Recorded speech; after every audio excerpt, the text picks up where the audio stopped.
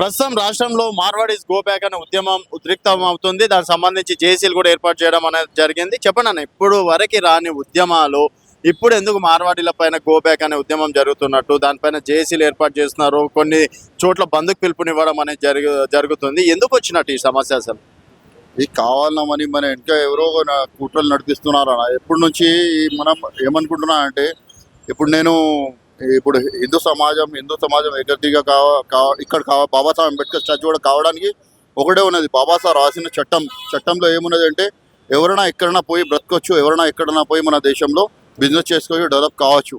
ఇప్పుడు మనం డెవలప్మెంట్ గురించి ఆలోచించుకోవాలన్నా ఈ గొడవల్ని పట్టింది దేశానికి విభజన చేయడానికి ప్రయత్నించాలన్నా కొన్ని మంది కుట్రలు పడుతున్నారు మన మీద. కానీ మనం వాళ్ళకి జవాబిస్తున్నామన్నా, మన హిందూ, మన దళితులు, మన మార్వాడి, ఇంకా మన ఎవరైనా కానీ ఏ కులమైనా కానీ అందరు కలిసిమెలిసి ఉండాలని మనం వాళ్ళకి కలిసి పండుగలు చేస్తున్నాం, కలిసి బిజినెస్ చేస్తున్నాం. కలిసి మార్వాడి షాప్లో దళితులు ఉంటున్నారు, దళిత్ షాప్లో కూడా కొన్ని నేను కూడా చూసిన ఆల్రెడీలో మార్వాడి కూడా పనిచేస్తున్నాను. కానీ విభేదం రాలేదన్న. ఫస్ట్ టైం విభేదం ఎందుకు వచ్చింది? ఎవరో శాంతన్ ఎక్కడి నుంచి పుట్టిండో ఏం పుట్టిండో తెలియదు. ఇప్పటివరకు మీడియాలో పేరు రాలేదు, ఏం రాలేదు. ఆయన పుట్టింది పెరిగింది మన తమిళనాడులో. ఆడ కూడా ఓటర్ ఐడి కార్డు ఉన్నది. మన 2017లో మన తెలంగాణలో ఎట్లా వచ్చిండో ఏమో తెలియదు. కానీ ఆయన తెలంగాణ ఉద్యమం గురించి మాట్లాడుతున్నాడు. ఆయన ఎవరో అసలు తమిళనాడులో ఉండి తెలంగాణ ఉద్యమం గురించి మాట్లాడే అర్హత ఆయనకి ఉందా లేదా? మీరు కూడా ఆలోచించుకోవాలన్నా, పబ్లిక్లో కూడా ఆలోచించుకోవాలన్నా. ఎందుకంటే ఆయన వచ్చిండో ఎప్పుడు వచ్చిండో తెలియదు మనకి. తమిళనాడు నుంచి వచ్చిండు. 2017లో సికింద్రాబాద్ నుంచి కూడా తమిళ పార్టీ పెట్టుకొని పోటీ చేసిండు. ఇంకా తమిళనాడులో కూడా ఆధార్ కార్డు పెట్టుకున్నారు, ఓటర్ ఐడి కార్డు పెట్టుకున్నారు. ఇక్కడ కూడా మన తెలంగాణలో కూడా ఆధార్ కార్డు పెట్టుకున్నారు, ఓటర్ ఐడి కార్డు పెట్టుకున్నారు. ఇంకా శ్యామ్ సార్ అంటే ఒక ఎస్సీ క్యాండిడేట్ కాదు, మన తెలంగాణ వాది కాదు, ఆయన తమిళనాడు వాది.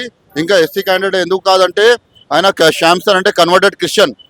ఫస్ట్ ఆయన మీద మనం పోలీస్ డిపార్ట్మెంట్ చట్టపరంగా చర్యలు తీసుకోవాలన్నా. దేశద్రోహి. ఎందుకంటే ఎవరైనా ముస్లిం మనం దేశం గురించి, ధర్మం గురించి, మార్వాడి గురించి, దళితుల గురించి ఎవరైనా చెప్తున్నారంటే దేశ విరుద్ధంగా ఉంటాయి. కానీ ఇప్పుడు ఈయన యాంటీ సోషల్ ఎలిమెంట్గా మారిపోయాడు. మన రెచ్చగొట్టడానికి ప్రయత్నిస్తారు హిందువులని, మన దళితులని. ఏమంటున్నా, ఇప్పుడు తెలంగాణలో చాలా మంది జేఏసీలు ఏర్పాటు చేస్తున్నారు, మార్వాడిని పంపించేసేయాలని చెప్పేసి రోజుకు ఉద్యమం ఉద్రిక్తం అవుతుంది. ఏమంటారు మరి దాన్ని? అంటే ఆపే ప్రయత్నం ఏమైనా చేస్తారా? ప్రభుత్వంతో ఏమైనా చర్యలు తీసుకుంటారు? మేము హిందూ సమన్వయ సమితి ఇక్కడ అంటే గ్యాదర్ కావడానికి ఒకటే విషయం ఉందన్నా. ఆలోచించుకొని వచ్చినాం. ఏమంటే అందరు హిందువులుగా కలిసిమెలిసి ఉండాలని ఈ జేఏసీ పక్క పెట్టేసి మనం ఎట్లా అంటే మన దేశానికి విపద వస్తే మనం అందరం గ్యాదర్ అయిపోయి కఠిన పరీక్షలు ఏమైనా ఉంటాయో దాని మీద ఏమైనా చేసుకోవాలన్నా, చర్యలు తీసుకొని మనం ఈ మ్యాటర్ని క్లోజ్ చేసుకోవాలన్నా. మార్వాడిని పెద్దవాళ్ళని కూడా పిలుచుకోవాలన్నా, ఇక్కడ దళిత పెద్దల నాయకుడిని పిలుచుకోవాలన్నా. అంటే మన గవర్నమెంట్ మధ్యలో రావాలన్న అవసరం ఉన్నది. ఎందుకంటే గవర్నమెంట్ కూడా వాళ్ళ మినిస్టర్ని ఎవరిని మార్వాడి దగ్గర పంపించిండు. ఇక్కడ మన దళితులు కూడా, మన పెద్ద నాయకులు కూడా ఉన్నారు, వాళ్ళ దగ్గర కూడా పంపించిండు.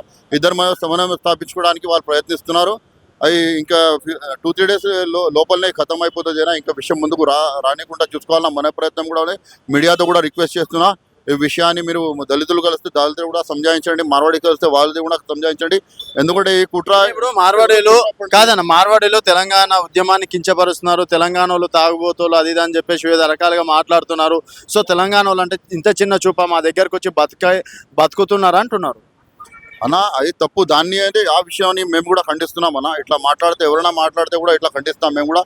ఎందుకంటే తెలంగాణ ఉద్యమంలో మేమందరం కలిసిమెలిసి ఉద్యమం చేసుకున్నాం, కలిసి సాధించుకున్నాం. తెలంగాణ కూడా అంతకుముందు టీఆర్ఎస్ గవర్నమెంట్ తెలంగాణ జాగో ఆంధ్ర వాళ్ళ భాగో నినాదం కూడా ఇచ్చిండు.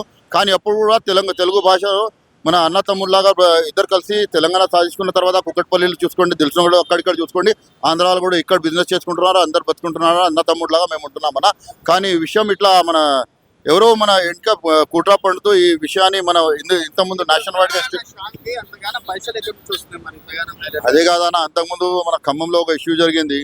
ఆ 400 చిన్న హిందూ పిల్లల్ని తీసుకొని మన ఇజ్రాయెల్కి మన దేశం సపోర్ట్ చేస్తుంది, మోదీ గవర్నమెంట్ సపోర్ట్ చేస్తున్నారంటే వాళ్ళు అగేన్స్ట్గా మన ఫలస్తీన్కి సపోర్టింగ్గా చిన్న పిల్లల్ని తీసుకొని మన ఖమ్మంలో 400 మెంబర్స్తో ర్యాలీ తీసిండు. చిన్న పిల్లలు ఇట్లా చనిపోయిన వాళ్ళని డెడ్ బాడీస్ తీసుకొని ఆ రక్తంతో గిట్టిలు కట్టుకొని తీసిండు వాళ్ళు. అది మేము కూడా అంతకుముందు లెటర్ కూడా ఇచ్చినాం ఎడ్యుకేషన్ డిపార్ట్మెంట్కి. సేమ్ ఇట్లా ఎందుకు ఈ కుట్ర మన హిందువుల పైన, మన దళితుల పైన, మన జాతి పరంగా నడుస్తున్నాయంటే వాళ్ళు వెనుక ఎవరో ఎవరో అంతకుముందు ఐఎస్ఐ పేరు వస్తుండే, పాకిస్తాన్ పేరు వస్తుండే. కానీ ఇప్పుడు ఏమంటే కమ్యూనిస్ట్ పార్టీ పేరు వస్తున్నది. ఈ కమ్యూనిస్ట్ వాళ్ళు ఏం చేస్తున్నారంటే మన సిస్టంలో చేరిపోయాడు మన సిస్టమ్. మీరు ఒక దళిత నాయకుడు ఉండి దళితులని అవమానించిండు అంటుండే ఆయన. నేను దళితులుగా సపోర్టింగ్గా ఉంటానన్నా. నేను ఏమైనా ఉద్యమం ఉండని దళిత ఉద్యమం కానీ ఏమైనా ఉద్యమం కానీ ఆ సపోర్టింగ్ 100% ఉంటా. ఫస్ట్ నేను హిందువుగా ఉన్నానంటే నేను అందరు హిందూ సమానంగా ఉండాలా, హిందువులు మన సమానత్వంతో ఉండాలని కోరుకుంటున్నాను అన్న.